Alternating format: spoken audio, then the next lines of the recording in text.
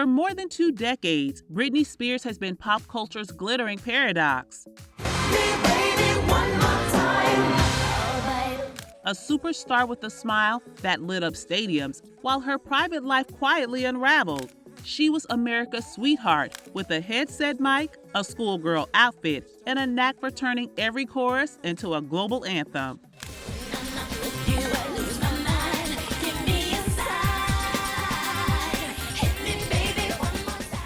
But behind the catchy hooks and choreographed twists, Britney's real story was far from a fairy tale. From overnight fame to public meltdowns, Y'all, guys, please, guys, don't do this. splashed across every tabloid. From sold-out tours to a controversial conservatorship that turned her life into a legal battlefield. Britney's journey has been as dazzling as it has been devastating. Yet somehow she survived, dancing barefoot through the chaos, dropping cryptic Instagram posts, and keeping the world guessing. Her life is a mix of triumph, tragedy, and the kind of twist even Hollywood couldn't script. And as much as we think we know the full story, trust me, we don't.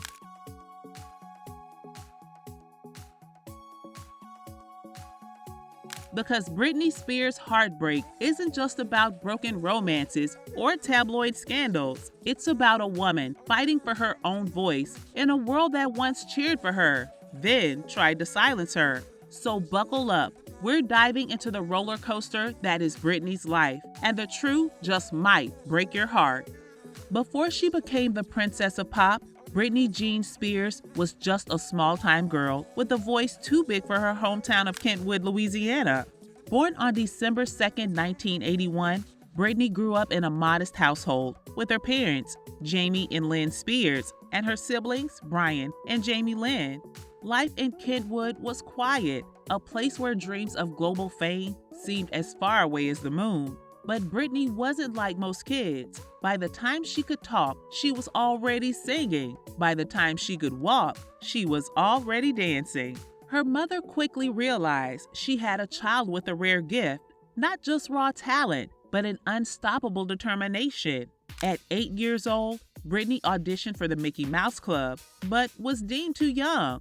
Most kids might have been crushed, but Britney, she took it as a challenge. Her family packed up and headed to New York, where she trained at the Professional Performing Arts School and honed her skills in gymnastics, voice lessons, and dance. She began performing in local talent shows and state fairs, and even appeared in commercials.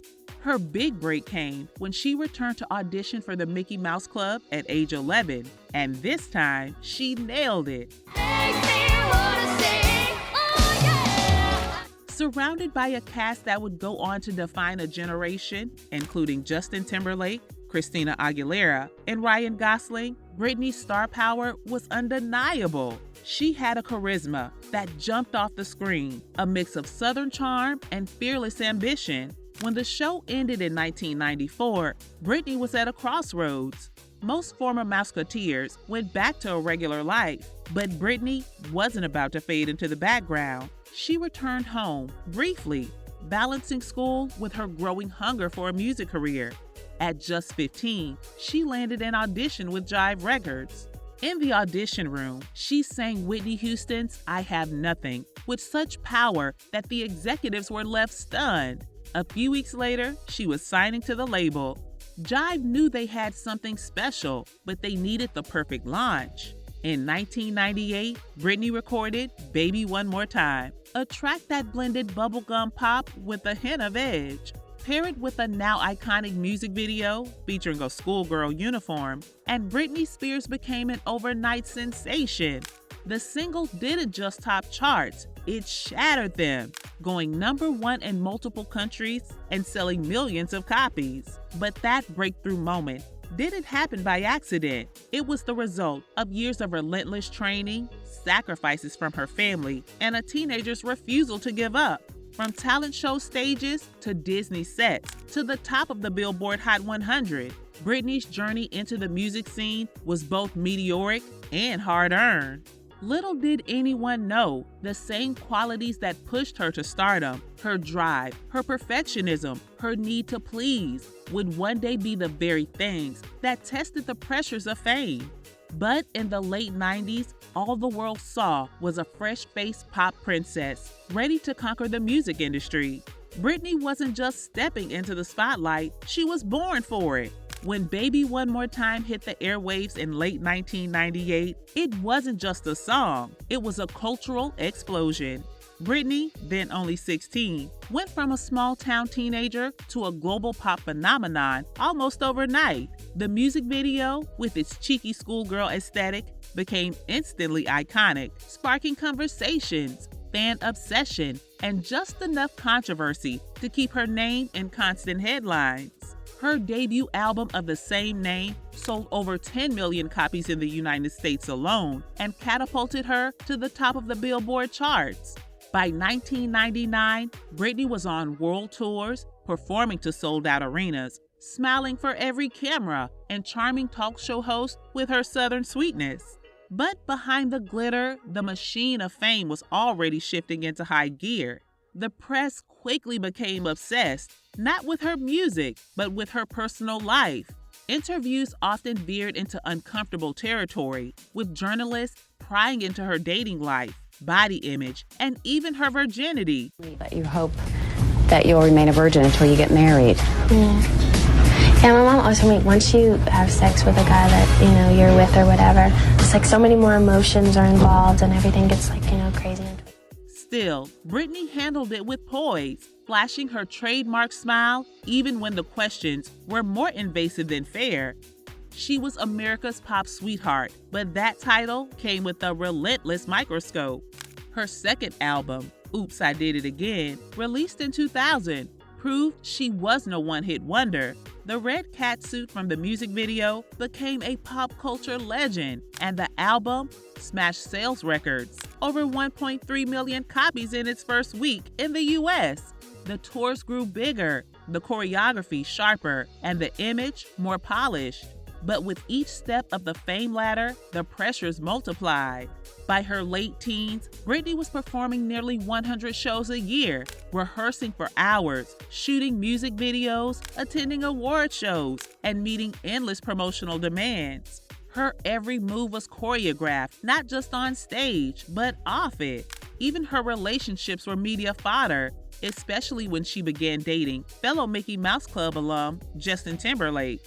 Fans dubbed them the golden couple of pop, but their romance only intensified tabloid frenzy. Fame also began reshaping her public image. The innocent schoolgirl persona evolved into a more mature, sexualized image, sparking debates among parents, critics, and the media about whether she was growing up too fast. Yet, Britney herself often said she was simply expressing herself as she matured. Unfortunately, in the early 2000s, the public wasn't always kind to young women in the spotlight. Her third album, Britney, marked a turning point. When hits like I'm a Slave for You, Britney shed her teen idol skin, embracing a bold, edgy style. That year's MTV Video Music Award performance, with a live python draped over her shoulders, cemented her as one of the most daring entertainers of her generation. But it also drew more scrutiny, more gossip, and more relentless coverage from a tabloid industry that smelled profit in her every move. By the end of 2002, Britney had become one of the most famous women on the planet. She had wealth, awards, and legions of devoted fans, but her schedule left little time for privacy or normalcy. The very dream she chased since childhood was now a high-pressure world she couldn't easily escape. Still, at that point, few could see the cracks forming. To the public, she was the unstoppable pop princess, living the ultimate fantasy. But the grind of fame, the invasive paparazzi, and the weight of public expectations were beginning to take their toll, setting the stage for a chapter of her life that would soon turn from dazzling to devastating. The cracks began to show in 2002 after her highly publicized breakup with Justin Timberlake. The split was messy, amplified by music videos, interviews, and tabloid speculation that painted Britney as the villain. For a young woman barely in her 20s, the emotional toll was staggering. Seeking comfort, she began making bold and impulsive life choices. In 2024, Britney shocked the world with a whirlwind Las Vegas marriage to childhood friend Jason Alexander, which was annulled after just 55 hours. Later that year, she married backup dancer Kevin Federline, a union that brought even more media attention, much of it negative. Together, they had 2 sons, Sean Preston and Jaden James, but the constant intrusion of paparazzi turned even motherhood into a public spectacle. By 2006, her personal life was under a microscope. Every stumble, every tear, every argument was photographed and sold to the highest bidder. The tabloid industry, thriving on her vulnerability, treated her pain like entertainment. The pressure reached a breaking point in 2007 when, in an infamous moment, Britney shaved her head at a Los Angeles salon. A silent act of rebellion against the control and judgment she faced daily. That same year, a custody battle over her children pushed her deeper into crisis. Public meltdowns, erratic behavior, and emotional distress became tabloid fodder, and in January 2008, she was placed under a temporary psychiatric hold. Soon after, a court-ordered conservatorship was established, giving her father, Jamie Spears, control over her personal and financial affairs. While initially intended as a short-term measure, the conservatorship lasted for 13 years, restricting her autonomy in ways that shocked fans once details emerged. Britney continued to release albums, perform, and even headline a massively successful Las Vegas residency, yet she had little control over her own life decisions, from her career to her personal relationships.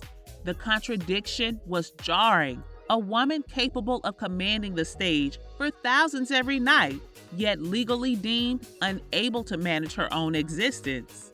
For years, the public only saw glimpses of her inner turmoil, but whispers began to grow. By the mid-2010s, the hashtag Free Britney movement emerged, fans suspecting that Britney's freedom was being unjustly denied. Their suspicions confirmed in 2021 when Britney testified in court, detailing the emotional and psychological toll of the conservatorship. Her words were raw, heartbreaking, and impossible to ignore. That testimony sparked global outrage and renewed calls for justice. Finally, in November 2021, a judge ended the conservatorship, restoring Britney's legal freedom after more than a decade. But the scars of those years remain, both for Britney and for the millions who watched her journey from a bright-eyed Louisiana girl to a woman who had to fight for the basic right to live on her own terms.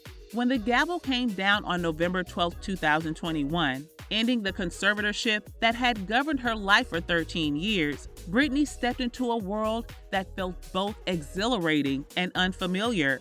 For the first time in over a decade, she had the legal right to make her own decisions, whether that meant managing her finances, choosing her medical care, or simply driving her own car without permission. The relief was palpable, but so was the weight of adjusting to freedom after years of tight control. The singer wasted no time embracing her new chapter. She became more candid on social media, posting everything from joyful dancing to raw, unfiltered reflections about her past. To some, the posts felt erratic. To others, they were simply the authentic voice of a woman relearning how to speak for herself. She addressed the pain of the conservatorship head-on, calling out those who she felt had betrayed her, including members of her own family. In her personal life, Britney found love again. She married fitness trainer and actor Sam Asghari in June 2022 in an intimate ceremony surrounded by close friends.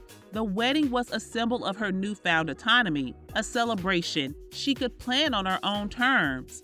Though the marriage ended in 2023, Britney spoke openly about heartbreak, resilience, and her determination not to be defined by loss. Career-wise, fans wondered if she would ever return to the stage. While Britney released the Elton John duet, Hold Me Closer, in 2022, She made it clear she had no immediate plans for a major comeback tour or Vegas residency. The decision was hers, and that was the point. After decades of being pushed into relentless work schedules, she was finally prioritizing rest, healing, and self-discovery. Her memoir, The Woman in Me, released in 2023, peeled back layers of her life that had long been hidden from public view. It was emotional, shocking, and unapologetically honest, a declaration that she was ready to reclaim her own story. Fans embraced it, but it also reignited debates over the people and systems that had exploited her. Yet, life after the conservatorship hasn't been a simple happily ever after. Adjusting to independence while living under the lingering gaze of the media is challenging. Paparazzi still follow her, online commentary remains relentless, and every public outing is dissected. But the difference now is that Britney gets to choose how she responds, and when she disappears from the spotlight, it's on her own terms. Today, Britney Spears stands as both a survivor and a symbol. Her life is a testament to the dangers of fame without boundaries, the resilience of the human spirit, and the messy, beautiful process of starting over at 40. She's not just the pop princess we once knew. She's a woman in progress, unafraid to be complicated, flawed, and free. But the big question is, what kind of life will Britney Spears choose to build for herself now that the script is finally in her hands? Share your thoughts with us in the comments section below. And that's it from us today. Until next time, thank you for watching.